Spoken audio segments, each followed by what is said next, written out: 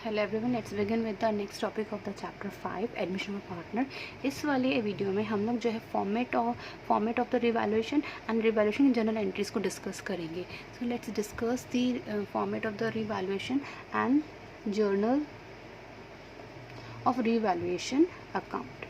ठीक है, so let's begin. पहले रिवैल्यूएशन अकाउंट होता क्या है? देखो, जब हमारे दो पार्टनर्स थे एंड तीसरा पार्टनर हमारा बिजनेस में एडमिट होता है, ए एंड बी दो पार्टनर्स हैं, they admitted C as a new partner. तो जो ओल्ड पार्टनर्स हैं उन्होंने जो है बहुत सालों से बहुत मेहनत करी है और उनकी वजह से बिज़नेस में काफ़ी जो है सच प्रोग्रेस हो रहा है।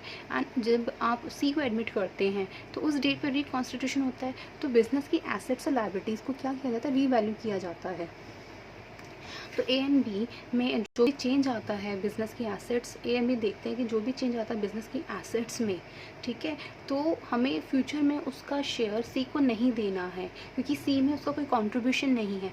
तो ए एंड बी उस जो एसेट्स और लायबिलिटीज़ में जो भी चेंजेस आते हैं उसे एज अ प्रॉफिट और एज अ लॉस वो एक अकाउंट में शो करते हैं एंड उस अकाउंट का नाम होता है रीवैल्यूएशन अकाउंट। तो रीवैल्यूएशन अकाउंट में हम सिर्फ एसेट्स और लायबिलिटीज़ के अप एंड डाउन को हम रिकॉर्ड करते हैं, ठीक है, एंड वो फिर उसके बाद हम देखते हैं कि प्रॉफिट हुआ बिजनेस को या लॉस हुआ रिकॉन्स्टिट्यूशन डेट पे, एंड फिर हम ओल्ड पार्टनर्स में ओल्ड रेशियो में इसको डिस्ट्रीब्यूट कर देते हैं। सो ये टॉपिक हमने जो है चेंज PSR में भी डिस्कस किया। तो let's begin with this topic again in the chapter 5 admission of a partner. Now revaluation account, particular amount format आपको जनरल पता ही है। यहाँ पे हमेशा हम लोग, मैंने आपको पहले ही बताया कि रिवैल्यूएशन अकाउंट की दो साइड्स होती हैं। एक होती है हमारी डेबिट साइड, होती है हमारी सैड साइड, और क्रेडिट साइड होती है हमारी हैप्पी साइड। ठीक है, तो जब भी जो है चेंजेस पॉजिटिव हुए, हैप्पी वाली सिचुएशंस आई तो उनको मैंने क्रेडिट करना है। एंड जब भी हमारी लॉसेस हुए, एक्सपेंसेस हो गए या हमारी जो है लायबिलिटीज़ बढ़ गई तो हमने उनको क्या कर देना है? क्रेडिट। तो हमारी जो हमारी बेसिक सिचुएशंस हैं, जब हमारी एसेट्स बढ़ेंगी तो अच्छी बात है बिज़नेस के लिए, जब लायबिलिटीज़ घटेंगी तो ये भी अच्छी बात है बिज़नेस के लिए। ठीक है, इसका रिवर्स, जब एसेट लायबिलिटी बढ़ेगी तो बुरी बात है, जब एसेट घटेगी तो ये बिज़नेस के लिए क्या है? बुरी बात है। ठीक है, तो इट मीन्स हम लोग यहाँ पे रिकॉर्ड करते हैं बाय इंक्रीजिंग एसेट्स को करते हैं और बाय डिक्रीजिंग लायबिलिटीज़ को करते हैं। और कई बार जो है बिज़नेस में कुछ एसेट्स अनरिकॉर्डेड रह जाती हैं, उनका हमने कोई रिकॉर्ड मेंटेन नहीं किया होता, तो वो जब आइडेंटिफाई होती है तो उनको हम यहाँ लिखें, क्योंकि एसेट्स इससे क्या हो गया? अनरिकॉर्डेड एसेट्स जब पता चले तो बढ़ गया हमारा बैलेंस, तो ये हम यहाँ लिख देंगे। इसके रिवर्स चीज़ें यहाँ आ जाएंगी। 2 में decrease in assets, sad situation है बिजनेस के लिए। 2 इंक्रीज इन लायबिलिटी, ये भी सैड सिचुएशन है बिजनेस के लिए। एंड 2 अनरिकॉर्डेड लायबिलिटीज़, तो it will again leads to the sad situation. ठीक है, तो हमने हैप्पी फेसेस के थ्रू और सैड फेसेस के थ्रू हम रिवैल्यूएशन अकाउंट को बहुत इजीली जो है हम लोग डील कर सकते हैं। तो अब क्या करना है? अगर आपको प्रॉफिट आता है तो आप यहाँ लिखोगे profit transfer to A and B, old partner ख़त्म कर दोगे। बट अगर लॉस आया तो आप यहाँ लिख दोगे loss transfer to A capital account और बी कैपिटल अकाउंट। आप लिखेंगे, बाहर अमाउंट लिखेंगे और इट विल बी क्लोज। या तो हमारा ये सिचुएशन अराइज होगी या हमें ये सिचुएशन अराइज होगी, राइट। अब हम इसके रिगार्डिंग जो है जर्नल एंट्री सीखते हैं।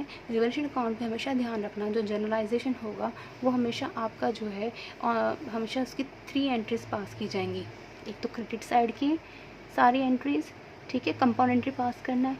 एक सारी एंट्रीज़ हमारी हो जाएगी डेबिट साइड की, और एक हो जाएगा रिजल्ट का, इधर फॉर द लॉस और फॉर द प्रॉफिट्स। ठीक है, तो जनरलाइजेशन में हमारा जब एंट्री बनेगी तो फर्स्ट रिवैल्यूएशन अकाउंट की जो जनरल एंट्री बनेगी बेटा हमारी, पहले हम लोग क्रेडिट साइड से स्टार्ट कर रहे हैं। तो क्रेडिट साइड से जब हम करेंगे तो रिवैल्यूएशन अकाउंट क्रेडिट करना पड़ेगा, तो यह जगह ऊपर 2 एसेट्स। देखो अभी तो हम एसेट्स लिख देंगे, एसेट्स का नाम हुआ, लायबिलिटीज़ का नाम हुआ, तो हमने तब वो मेंशन करना पड़ेगा। ठीक है, अनरिकॉर्डेड एसेट कौन सी थी वो लिखनी पड़ेगी। एंड 2 रिवैल्यूएशन अमाउंट्स हमारे जो है यहाँ आ जाएंगे। ठीक है, ये हो जाएगा for credit side revaluation. Second entry for the debit side, अब डेबिट साइड लॉस हो रहा है सारा, तो रिवैल्यूएशन अकाउंट को हमें क्या करना पड़ेगा? डेबिट। ठीक है, ये फर्म के लिए प्रॉफिट था तो प्रॉफिट को डेबिट किया, ये फर्म के लिए लॉस है तो रिवैल्यूएशन अकाउंट को हमने क्या कर दिया? डेबिट कर दिया। Credit in the case of profit and debit in the case of loss. तो टू एसेट्स क्योंकि एसेट्स कम हुई, टू लाइबिलिटीज़ क्योंकि लाइबिलिटी बढ़ गई, टू अनरिकॉर्डेड